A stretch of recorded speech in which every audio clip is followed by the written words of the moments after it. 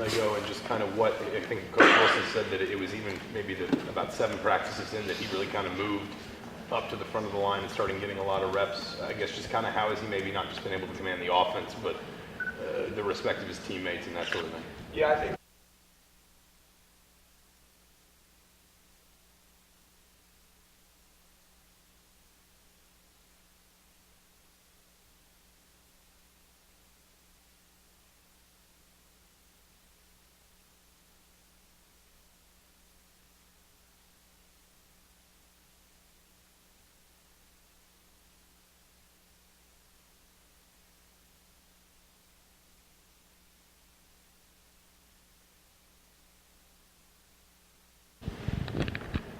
Wilson said that one of the things he had to work on was just, I think you've talked about this too, is his footwork. Is he almost maybe doesn't quite know how to play as big as he is, I guess, in a way? A little bit. You know, it's almost like playing receiver. Guys that are nice and tall with long legs, they become long striders. And as a quarterback, Rich is, again, like Nate Sudfeld, a big, tall, long guy. And if you're not careful, sometimes you can overstride. You can play with your feet too wide apart. And really for him, you know, that's something that we've talked about with Rich since the day he walked in the door, just trying to improve his footwork and his drops and his base when he delivers a football. And he has worked extremely hard on it. I still think he has lots of work to do in that area. I think he's only going to get better, but it's come a long way since he's been here. Is he just maybe around the pocket as opposed to Nate Sudfeld? I think they're similar, to be honest with you. Rich, the great thing about Rich Lego is what he has shown to us is that he's willing to stand in the pocket. He doesn't get scared, doesn't get rattled, which is a great sign for a quarterback. He will take off and run when he has to, a lot like Nate did. I don't know from a speed standpoint if they're much different, to be honest with you, but I do know that he'll take off and run if he needs to. You're saying that it felt like the defense has won more days than not. But going up against that defense every day, what do you see and how good can they be? I just see a different mindset, just a different attitude, really more than anything else. And Coach Allen has his own scheme and tweaks of the scheme, but to me it's not about the scheme. I just think that they have bought in with everything that Coach Allen is trying to get those guys to do. And they're playing harder. They're playing with more focus. Their eyes are a lot more disciplined than they were a year ago. So from that standpoint, things have been positive, and I know they're excited for a big year.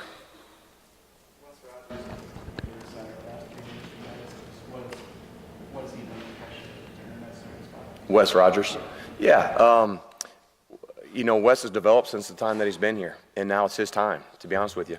And he has done a phenomenal job with Coach Fry, just learning all the ins and outs of playing center, making the protection calls, and fixing some problems when you're down there with the big guys.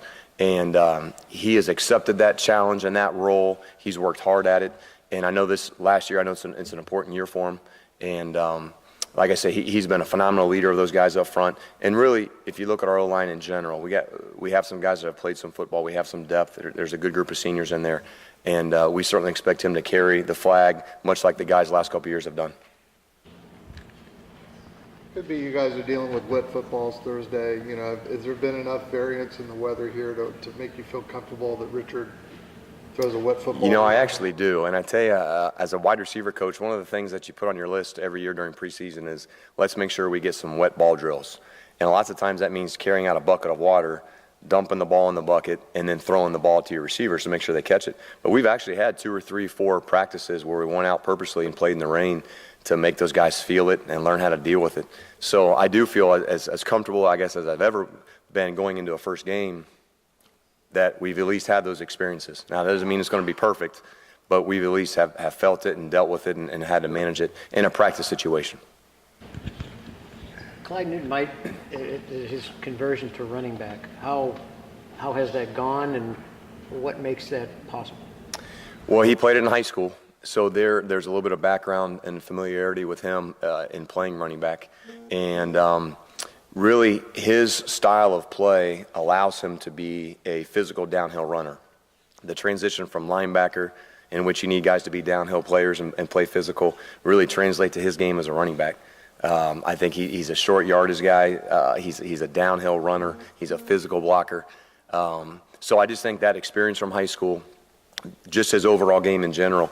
And man, he's really worked his butt off just to try to learn the offense, and has watched extra film and has spent time with Coach McCullough. And he's been a pleasant surprise. Glad we got him, and really looking forward to what he can do on game day. Like the potential for two-way players. I know it's harder and harder in this era to see that, but can that be successful in measured doses? I think it's really hard to play two ways. I really do. It's just to spend the amount of time that you need to on film and then on practice with your technique. I think it's pretty tough to be able to do individual skills on offense and individual skills on defense and study both films. I think that's tough. I think there are situational players where sometimes you can bring a guy over for a goal line set. Maybe you take a fullback and you put him back at linebacker for a short yardage set. But man, I just think it's hard to do it full time, being able to play both ways. It's a lot of work. What ways have you kind of seen Ricky Jones take ownership of his seniority in his program? In what ways is he kind of taking the ball? You know what? More than anything else, I would say just with his efforts. And I made the comment about a week ago that on the practice field, he just doesn't get tired. And for me, it's I can see something going inside of his mind that this is my time, this is my year, this is my group, and I'm going to show these kids this is how you do it, this is how you work. And it's been really, really impressive. I mean, he comes to work with a great attitude every day. Phenomenal leader on the field just with his work ethic, but in the meeting room as well. Because, Ricky's a soft-spoken young man. But when he gets around those receivers, the younger guys, that he's trying to point out things that work, what doesn't work, tendencies you're looking for. Just he's been a great mentor to my younger wide receivers. But more than anything else, when we step on that field, there's no doubt who's going to work the hardest of all the receivers.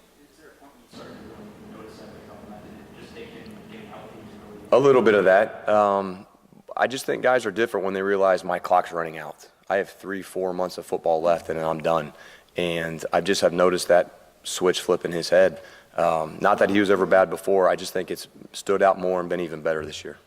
How much do you think last season played into Ricky's focus in practices? Quite a bit. Really last year was his first full-time season, and really had a great season for us. Was very productive, was consistent, and did a lot of good things. So I think there is a little bit, probably some confidence level that's back, knowing that I did it a year ago. We all knew what he was capable of doing. Now he's getting the chance to go do it.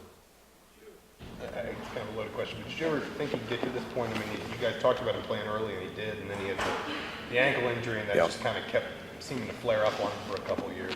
Yeah, it did. Again, if he hadn't gotten hurt early in his career, he probably would have been a 4-year starter, just kept rolling throughout it as his career went on. We really started him as a slot receiver when he first got here, and because of need and necessity, we moved him outside, and he's really found a home there. So, again, he's done nothing but improve. He's overcome a lot of adversity, and at this point in time, he's been hands down the leader in my room, along with Mitchell Page and some other seniors, but just done a phenomenal job since August. A lot of guys that have shown great leadership on offense, but how much have you seen the culture of leadership change in this program since you got here? Quite a bit. And I think, when we first got here, no one ever said, that's not how we do it here, or this is how we do it here. I don't know that there was really a standard. And it's taken a couple years to get that standard set. But now the guys know. Dan Feeney can look at a lineman and say, whoa, that's not acceptable. That's not how we do it. Ricky Jones can do the same thing, and Devine can go in the running back room, and Danny Friend, in the tight end room. So for us as coaches, that's a great thing, because now they know exactly what we want. And I don't think that our kids feel like they're getting picked on, if you will. Now they know what's acceptable and how we do things, and if you don't do it, you almost get kind of pushed out. You feel like you're the odd man out if you don't do it how we're going to do it. So it's a credit to Coach Wilson and what he's done with this program. Credit to our kids for buying in. And again, you look at a lot of these 4th and 5th year seniors, they're a product now of doing this year after year, and we're getting the results that we want. All right, thanks, KJ. Thanks, guys.